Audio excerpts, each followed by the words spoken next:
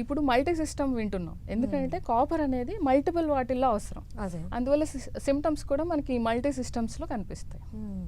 అయితే ఇది అసలు మనం ఏ మోతాదులో తీసుకోవాలి అని అంటారు జనరల్గా? సో యాక్చువల్గా మనకి ఈ హెల్తీ బ్యాలెన్స్డ్ డైట్లో మనకు రావాల్సింది వస్తుందండి. టాక్సిటీ అనేది మనం సిమ్టమ్స్ ద్వారా సస్పెక్ట్ చేయొచ్చు. ఓకే, ఒకవేళ ఈ డైట్లో తీసుకుంటూ వాటర్ త్రూ కూడా తీసుకున్నట్లయితే ఏమైనా ఎక్సెస్ లేదు అంటే ఏం ఎక్సెస్, అదే నేను చెప్పినట్టు ఇందాక కాపర్ వాటర్ బాటిల్లో వాటర్ తాగడం వల్ల వచ్చే క్వాంటిటీస్ చాలా మైనర్. ప్రాపర్ మెయింటెనెన్స్తో చేస్తే దానికి తీసుకోవాల్సిన క్లీనింగ్కి తీసుకోవాల్సిన జాగ్రత్తలు, మెయింటెనెన్స్కి తీసుకోవాల్సిన జాగ్రత్తలు తీసుకుంటే ఇట్స్ గుడ్.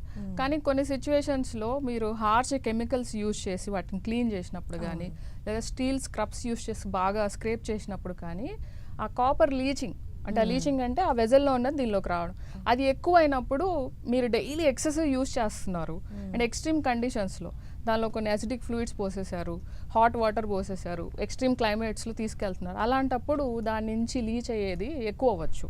అండ్ మీరు చాలా యూసేజ్ చేస్తున్నప్పుడు డెఫినెట్గా టాక్సిటీకి ఛాన్సెస్ పెరుగుతాయి. సో ఓకే, క్లీనింగ్ విషయంలో కూడా మనం చాలా జాగ్రత్తలు తీసుకోవాలి. మెయింటెనెన్స్ ఇస్ వెరీ ఇంపార్టెంట్ అనమాట. మీకు రెగ్యులర్గా క్లీన్ చేయాలి, థరోగా లోపల అవుట్ సైడ్ డ్రై ఉండేటట్టు చూసుకోవాలి, ఓపెన్గా పెట్టాలి. ఎందుకంటే దీనిలో మెయిన్గా గ్రీన్ రెసిడ్యూస్ ఫామ్ అవుతూ ఉంటాయి సరిగ్గా మెయింటైన్ చేయకపోతే. అవి బాగా టేస్ట్ని ఆల్టర్ చేసేస్తూ ఉంటాయి అండ్ కొంతవరకు హానికరం కూడా. సో ఆ రెసిడ్యూస్ ఫామ్ అవ్వకుండా ఉండాలి అండ్ ఎక్సెసివ్ లీచింగ్ అవ్వకుండా మనం జాగ్రత్తలు తీసుకోవాలి. న్యాచురల్ సబ్స్టెన్సెస్ లైక్ వెనిగర్ లేకపోతే లెమన్ అండ్ సాల్ట్ యూజ్ చేసి ప్రాపర్గా డ్రై చేయడం. And temperature of the liquid is also important. Excessive hot కానీ అవి ఉండి పోయకూడదు, అసిడిక్ సొల్యూషన్స్ పోయకూడదు, ప్లెయిన్ వాటర్ రూమ్ టెంపరేచర్లో అండ్ ఎక్కువసేపు కూడా దానిలో minimum 6 to 8 hours overnight పెట్టేసి వాడడం అనమాట. ఎక్కువ స్టోరేజ్ కూడా చేయకుండా ఇట్లా. ఓకే, అంటే అందులో మనం hot water lukewarm water లాగా యూజ్ చేసి బెటర్ అండి, better avoid, always avoid. Because ఆ ఎక్సెసివ్ మనకి ఇప్పుడు సేఫ్ అని ఎప్పుడు చెప్తున్నామంటే ప్రాపర్ మెయింటెనెన్స్తో వాట్ దే అబ్జర్వ్డ్ ఇస్ ఈ లెవెల్స్ ఈ కండిషన్స్లో వాడినప్పుడు ఇట్స్ నాట్ హార్మ్ఫుల్.